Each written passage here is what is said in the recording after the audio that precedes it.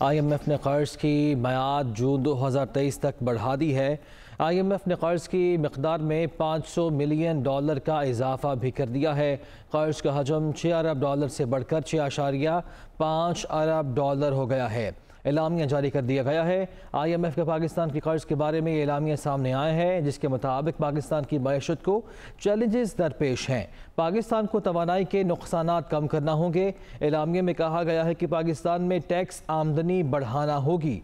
पाकिस्तान को समाजी शोबे में तहफ़्फ़ुज़ बेहतर बनाना होगा। पाकिस्तान को गरीब तबके को महंगाई के असरात से बचाना भी होगा। IMF की जानिब से गाइडलाइंस भी कुछ दी गई हैं। तो IMF ने कर्ज की मियाद जून 2023 तक बढ़ा दी है।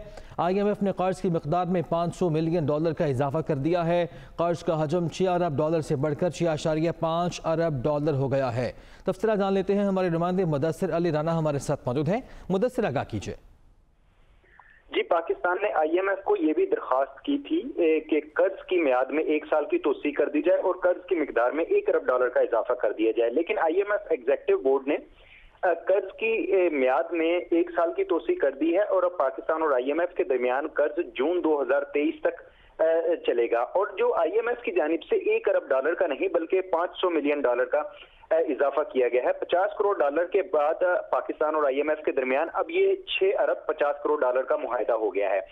पाकिस्तान को इससे पहले तकरीबन $6 अरब का ये मुआहिदा था, लेकिन अब इसमें $50 करोड़ का मजीद इजाफा कर दिया गया है और अब मजमूई तौर पर पाकिस्तान को $6 अरब 50 करोड़ मिलेंगे। पाकिस्तान के लिए IMF ने जो एलामिया जारी किया गया है उसमें जो मुआशी इंडिकेटर्स बताए गए हैं कि रवां माली साल के दौरान पाकिस्तान की मुआशी शरह नमू 3.5% रहने की पेशेनगोई की है। इसी तरह रवां माली साल के दौरान पाकिस्तान में बेरोजगारी की भी 6% तक रहने का इम्कान किया गया है।